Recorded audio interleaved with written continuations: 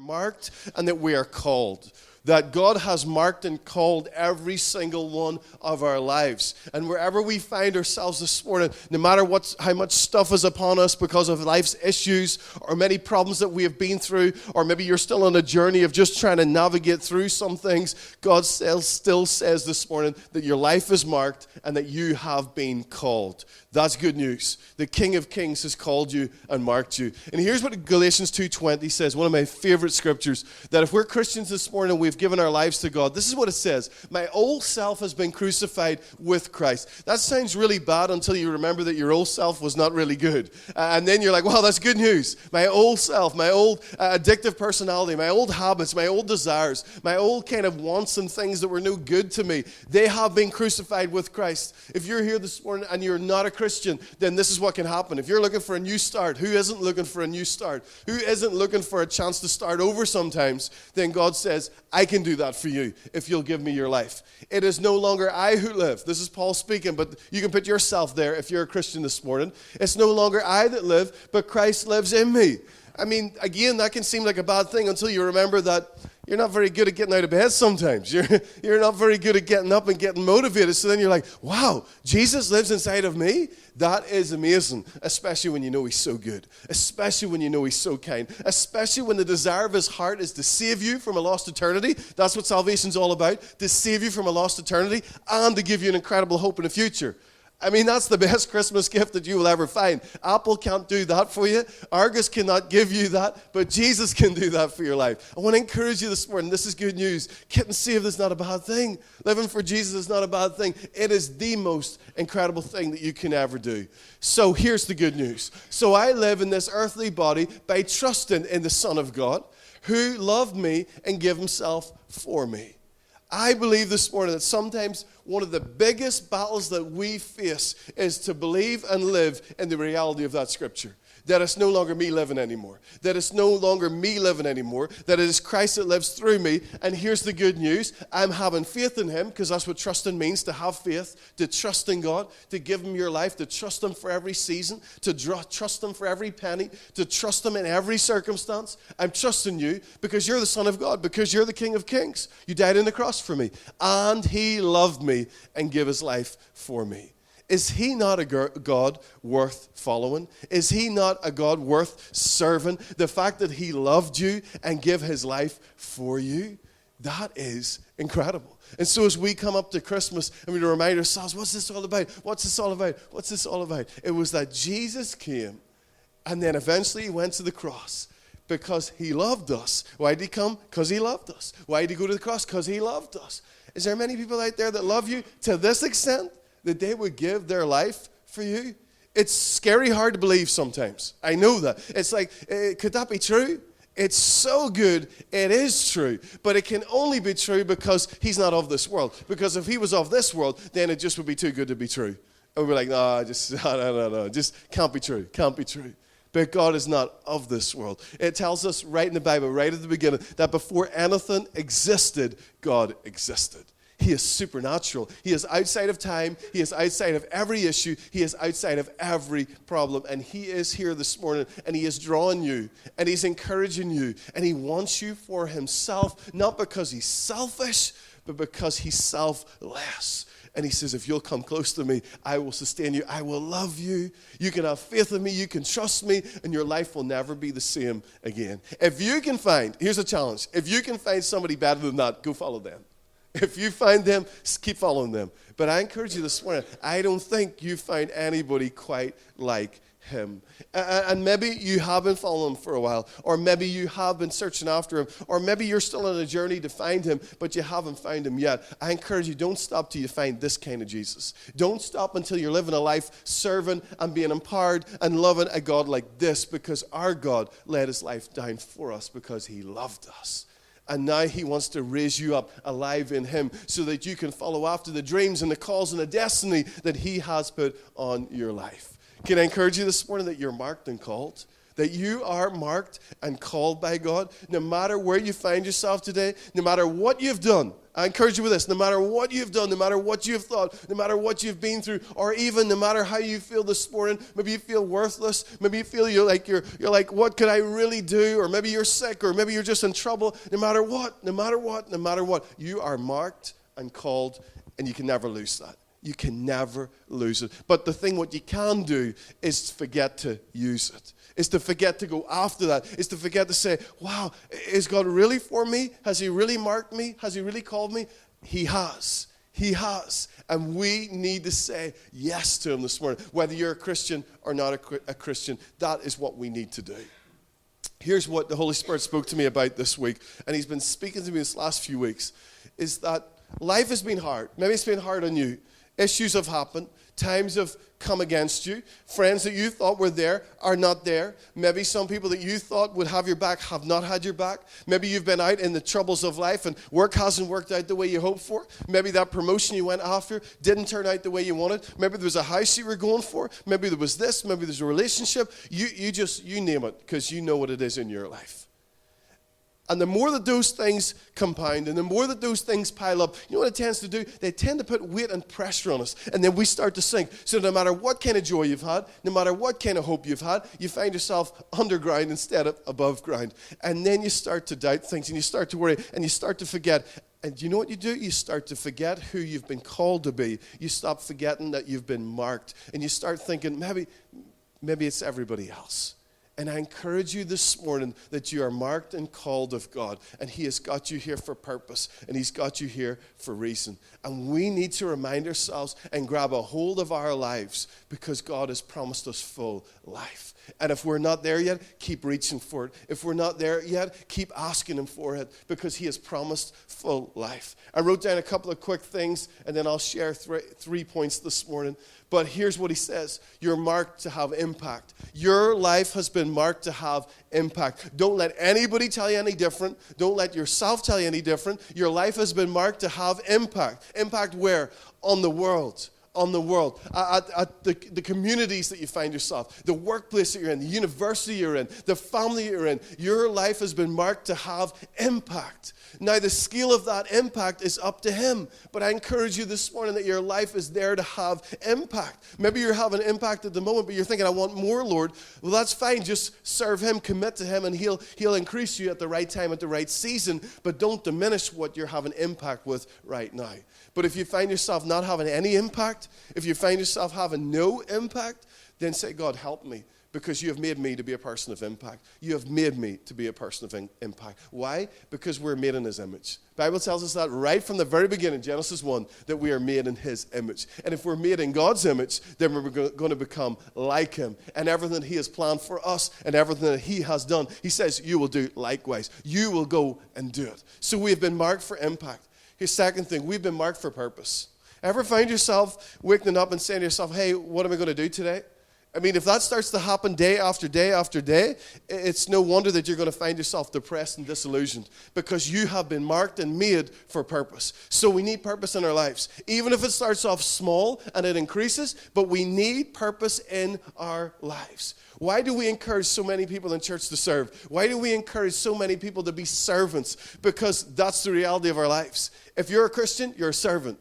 If you're a Christian, then you're a servant. And if you're a servant, then you want to serve. And so one of the best places to serve is in the house of the Lord. But one of the other best places to serve is the act of your life. Just wherever you go, I want to be a servant. I want to be a servant. I want to be a servant. It doesn't seem that great until you realize Jesus was the greatest servant, until you realize the truth of the word that says those who be last shall be first, and those who are the least will be the greatest. Because the word is completely different than the world, amen? It's just completely different. The world flatters, but it deceives us. It draws us to this path and says, if you do this, it's all going to work out perfectly for you. And then we've seen hundreds of thousands go that way and still be disillusioned and still be disheartened. And so the only way is God's way. And when we follow after him, we'll realize, I need to be a servant. Because being a servant unlocks the kingdom of God. When I'm a servant to him, when I'm a servant to you, then he blesses me. When I'm a servant, you're a servant. We all start to serve and honor and love each other. And what happens? We become just like Christ. We become just like him. You see, we were made for purpose. Not just our own purposes, but his purposes. Can I call you to greater things this morning? You've been marked for impact, but not just impact in your own life, impact for the kingdom. So to know what that is, you've got to ask God. You've got to walk with God. You've got to talk with him. You've been marked for purpose this morning. So to know what those purposes are, they're not just your purposes, they are kingdom purposes. So you're here to do great things. You might have thought you'd just come to church, but God says, no, I'm setting you up to be a person of purpose this week. Every place that you go, it's a kingdom purpose, and God's calling you to it. You're a person of purpose. What else? We're a person of significance. And we've been marked for significance. And I think this is one of the challenges in our lives. We've got to remind ourselves that God has made us significant. And if we don't remind ourselves of that, we start to become insignificant. And when you become insignificant, you start to say to yourself, well, there's probably nothing I can offer and there's probably nothing I can do. That is the tactic of the enemy. That's what life wants to tell you. That's what even sometimes your friends want to tell you because they're jealous of you. But God says you're a person of significance, and in every season there's something significant for you to do, not only for yourself, but for the kingdom of God. God is here this morning, and he has marked and called you. And the last one, he marked as his own. Marked as his own. Here's what 2 Corinthians 1:21 says. This is so beautiful. He has anointed us. See how rich this verse is. And he speaks this over your head this morning. He has anointed us. In other words, he has anointed you with oil. When you get anointed, it means you're precious. When you get anointed, it means I want this person to stand out. When you get anointed, it says this person is worth it. Anything that is anointed is worth it. Anything that is anointed is blessed. Anything that is anointed is significant with purpose, and it is marked. That is you this morning. You are anointed. He has set his seal of ownership on you. I love this, that he has set his seal of ownership on you. So even when you think that you're worthless and you're hopeless, if you will dig deep enough, you'll find a stamp from the Maker himself, and it will say, I made you. And if I made you, then you're precious, you're perfect, you are important. It's in there on us. This is what he promises. He has set his seal of ownership on us. He has put his Spirit in our hearts as a deposit. Wow. As a deposit. Anybody think about money this year? Well, God says, I'm greater than that, and I've set my Holy Spirit inside of you as a deposit. What is he depositing for? As a guarantee of what's to come. Of a guarantee. Even when everything doesn't work out the way we want it to here in this life, even though God has promised abundant life, we know that we live in a sinful environment, and we know that things don't always work out the way we want them to do. Don't base your relationship on God based on how everything works out, because it's going to be doomed to fail. Can I tell you that we live in a broken world? So expect when you follow God that you're going to follow him into broken things. That's what he had to do. Everywhere he went, he met broken things. But here was the difference. He didn't get despondent. He got encouraged, and he made a difference in their lives instead of them making a difference in his life. It's not arrogance. It's just a blessing of the kingdom of God. We have light and life inside of us. You have been marked and called. Do not hide any longer. Do not hold back any longer. Do not defeat yourself for any longer, but instead get out there and do what God has called you to do, which is a person of significance, which is a person that says, there's a down payment inside of me. The Holy Spirit is inside of me. There's a deposit inside of me which guarantees what's to come. It guarantees my eternal salvation. It guarantees my place in heaven. And heaven is a place that you want to get to. I want to do 3 things this morning. We're going to look at where we can find ourselves hiding, where we can find ourselves missing, because we have been marked and called. First one this morning, we have been chosen, but we're hiding. For the sake of time, I'm not going to read it this morning. I'll paraphrase and then I'll read a couple of scriptures. But way back in the Old Testament, 1 Samuel, we looked at 1 Samuel 1 this morning for the dedication. That's when Hannah speaks about her son and says, if I could have a son, I will dedicate him to the Lord. But 14 chapters over, we come to Jonathan and his armor bearer. And to set the scene for you, there's King Saul. He's the Israelite king. He's God's chosen king. He's got a son called Jonathan, and he's a bit of an upstart, and he fancies going out looking for a fight. And he decides, I'm going out looking for a fight today. He says, I'm going after the Philistines. They've beat us up time and time again. Anybody like going for a fight? Maybe you shouldn't indicate that, but maybe you like going for a fight. King Saul's son Jonathan liked to go looking for a fight, and he goes out looking for a fight, and he finds those pesky Philistines, and he says, I'm going to take them out because they've been attacking us, they've been hurting us, and we are the chosen of God, and we're not going to let them run amok any longer. And so he goes out, and they win an incredible war against them, and there's not time time to tell you the story, but just let you know that they go up against impossible odds. It's just Jonathan and his armor bearer, and they defeat the whole army or the whole garrison of men there because God is with them. But this is what it says in 1 Samuel 14:20. This is a bit I want to bring to our attention this morning. It says, then Saul and all his men, now the king and all his men are going to catch up with what Jonathan's already done. They rushed out to the battle and found the Philistines killing each other. I mean, this is the bad guys killing themselves. This is not what's supposed to happen. This doesn't usually happen. There was a terrible confusion everywhere. Verse 21, even the Hebrews, which are the Israelites, who had previously gone over to the Philistine army, revolted and joined in with Saul and Jonathan and the rest of the Israelites. Okay, let's pause just for a second. Did you read what just happened? It said even the Israelites who had been away off living with the enemy decided to come back. Ever find yourself as a God's chosen person, but you find yourself just away off hiding with the enemy, just off doing your own thing, just off living your own life? I mean, God's saying this morning, I need to get you back. I need to get you back because that's not where you're supposed to be.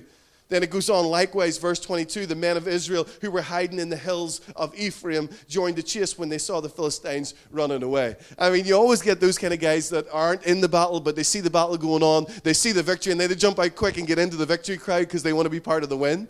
I mean, this is what happens sometimes, you know? It's like they've been hiding in the hills, they start to see that their side's winning again, they jump out quick and they say, yeah, I'm a winner. You are marked and called this morning. But here's two groups of people that find themselves living with the enemy, hiding with the enemy, and hiding in the hills. Can I encourage you this morning? If you're hiding in the hills or hiding with the enemy, you got to come back out again. You got to come back out. You've not been made for that. You've not been made for that. You'll never be truly satisfied. You'll never get what you want. It will not end the way you want it to be. It will just pull you down. It will not lift you up. Don't hide in the hills. God is with you. Even when you're hiding, He's there. You can't run away from Him. He is there with you. But these guys were hiding in the hills, and when victory came, they came out.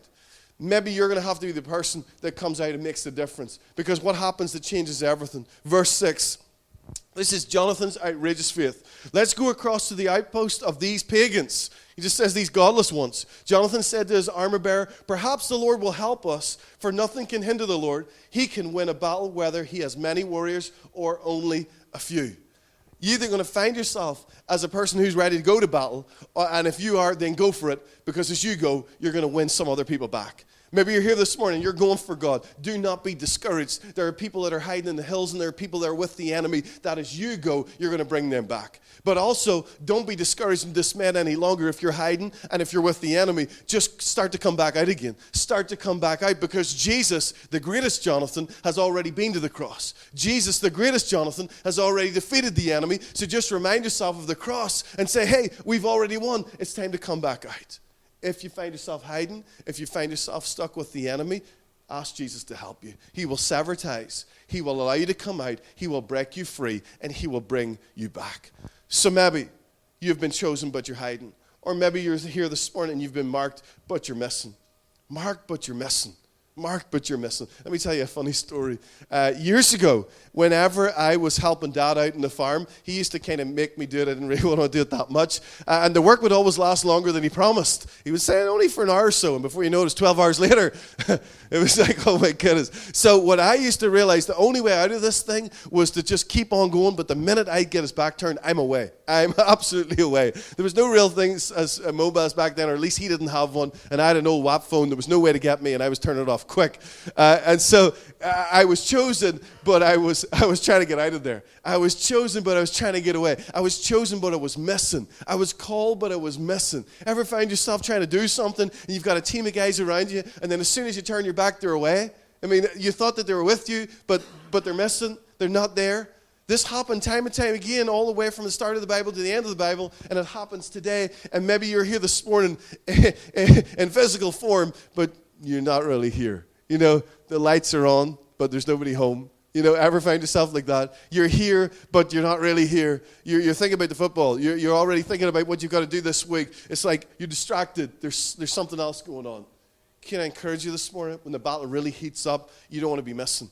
You don't want to be missing, because life is a battle. And again, we want to win, and God's called us to win because He is with us. And even when we lose on a day-to-day basis, we go to heaven, which is eternal victory. It's eternal victory. But we are more than conquerors, even in this life, because nothing can hold us back.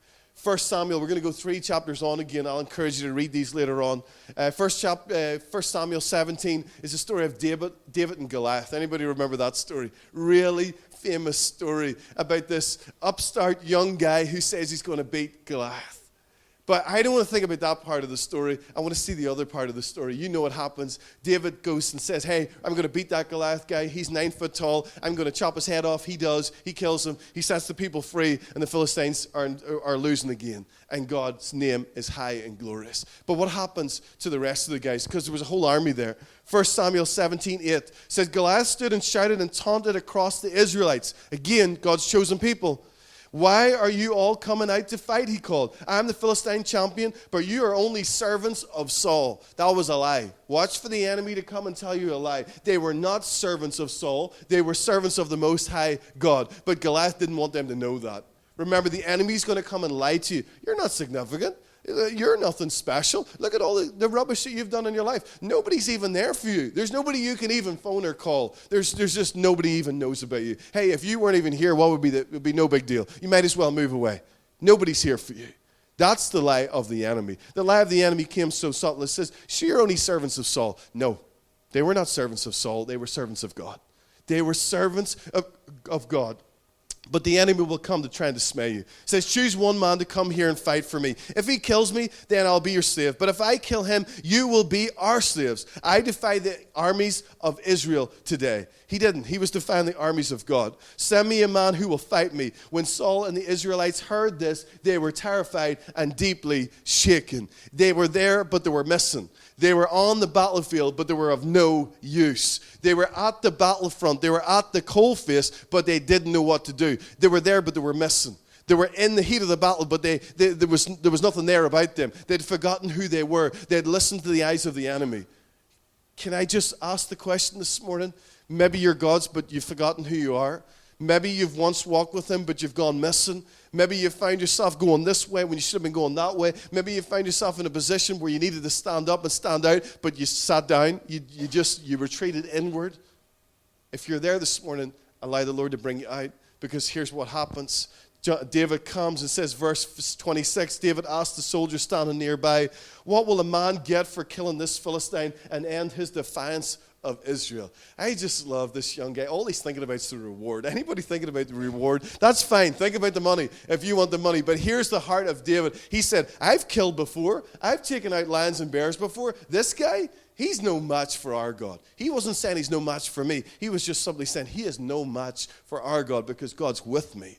You can be confident. You can have humility and confidence both at the same time. I believe if you're marked and called, that's what you need to have, a confident humility. I can do nothing of myself, but you see with God, there's nothing I cannot do.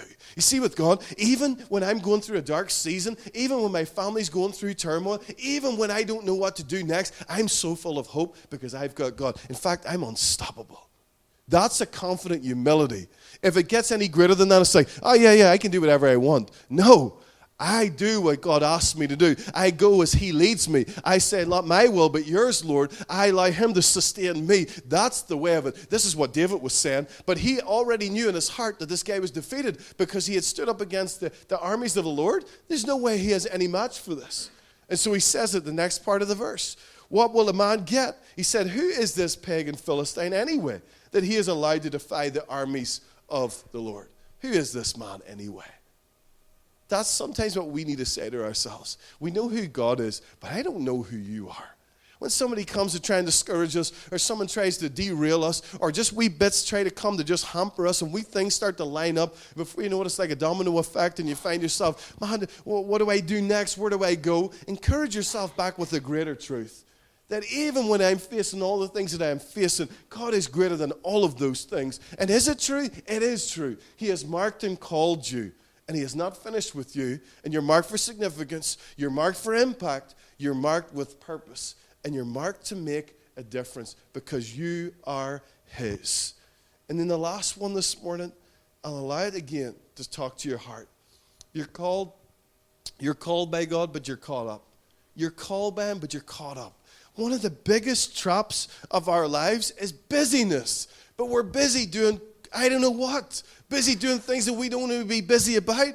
And how do we know this? Because the moment something happens or catastrophe takes place in our lives, we find ourselves not able to do any of it, and it seems to go on okay.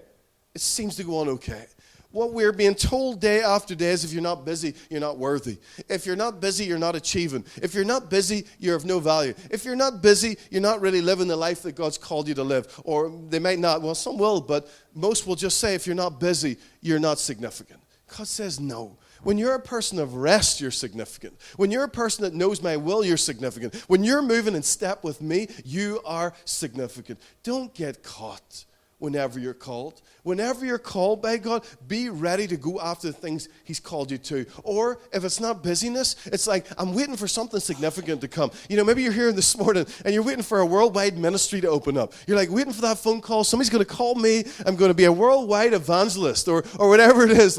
Or I'm just waiting for Arsenal. I know you're waiting for them. And they're going to call me and they're going to ask me to be their next manager or be their next whatever, number 11, number 9. I'm going to score the goals. It's going to transform them into a Premiership winning team. Amen? You're all behind me.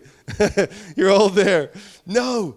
But here's the craziness of it. God wants us to dream big, but don't get called and then be caught because you're still waiting for something over here when God's saying, hey, would you just help out that family?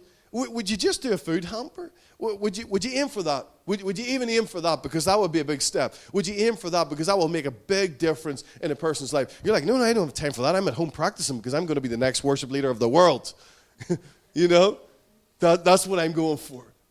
And there's nothing wrong with having big dreams, but make sure that as you're being called, you're not being caught. Here's the real truth, and it's not to dampen your spirits, but only a few are really called to something really big, worldwide type of thing, if that's even the most important thing. Most are called to several small things, like help here, help there, make a difference here, make a difference with that one, with that one, with that one, with that one. You never know, by the end of it, you might have reached 100 people in the year. Guys, we have to get away from this X Factor mentality that says, if I could only get in the show for 10 weeks, I'd be a superstar. That is not the way of the kingdom. You know what the flip side of the 10 weeks is? Depressed and disillusioned, because they hit number 1 for once in their whole lives, and then the only way after that is down, which is discouragement. God is here this morning, and He has called you, and He has marked you, and He is for you. And He says, don't get caught with ideas that are not my ideas, but instead stay close to me.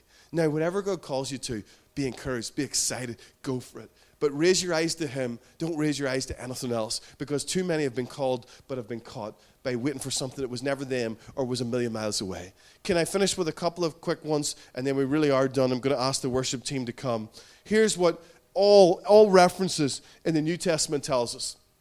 Every time calling came to His people, guess what the primary call was? It was a call to Jesus. It was a call to Jesus. It wasn't to any big significant role. It wasn't to some big, whatever it would be in your dreams. Not that God hasn't got them for you. But the number one call and the number one thing in all of the New Testament what God would call people would be a call to Jesus. A call to devote your life to Him. A call to live surrendered to Him. A call to say, I am with God and I am for Him. And here was the two biggest calls that He gave us, was to love God with all of our hearts, and love people as ourselves. I know that part's a lot trickier, but to love people even better than ourselves. And how that looks in a real life practical sense is that we are obedient to God. So we're saying, God, what do you want me to do? God, what's my challenges today? God, where are you calling me today? I'm obedient to God. I know obedience doesn't sound cool, but obedience to a wonderful God is incredible. It is incredible. I want to be obedient to you. I want to listen for your voice. I want to do what you've called me to do. And then the last one, if I'm to love people, then how does that work out? I have to care for them practically. I have to care for them physically. I have to care for them. How many people are we caring for at the moment? Can I encourage you with that? Again, I believe one of the biggest tactics that the enemy uses to take us out of our calling and to take us away from this idea of that we're marked is to say, you've no time to help anybody else. You just no time to help anybody else. You just have to take care of yourself. That's okay. You can play the music. It's cool. But it doesn't put me off, but you are marked and you are called. You are marked and you are called. love God, love people. Obey God. Take care of people. It's really that simple. It sounds too simple, doesn't it? But when we do that, everything changes. Now, you might have got to that part all successfully, but then you're saying, but I know plenty of people don't do that. Don't get transfixed and fixed on everybody else. Just think about you. For that moment, for this moment, think about you. What can I do? Don't worry about all the bad examples that you've seen. Look to Jesus. He's the best example. Look to him and say, okay, Jesus, if you said it, and you know better than me, and you made me, and you've got significant plans for me, and you've told me that I'm called and marked, that sounds pretty good. I want that, Lord. Now, don't get disillusioned by everybody else that's done it wrong, because at some point you have to reset. You have to reboot the machine. You've got to reset the system. And why couldn't it be through you? Again, you may be thinking, well, I'm just going to be a dog's body. I'm just going to be this. I'm going to be that. No. You're going to be called and significant. You're going to be called and significant. I encourage you with one last thing. Jesus said that he never gave his life to, no one ever took his life from him. No one ever took his life from him. He chose to lay it down because he was always a son. He was always in control. He was always powerful. To live as a Christian is to be ultimate powerful. To live as a Christian is to be an ultimate servant. To live as that means we aren't what someone calls us to be. We are what he has called us to be. Follow after his voice. Serve him with everything you've got and love people around you. And watch how your life just starts to change because that's what he has called us to be. We are marked and called of God.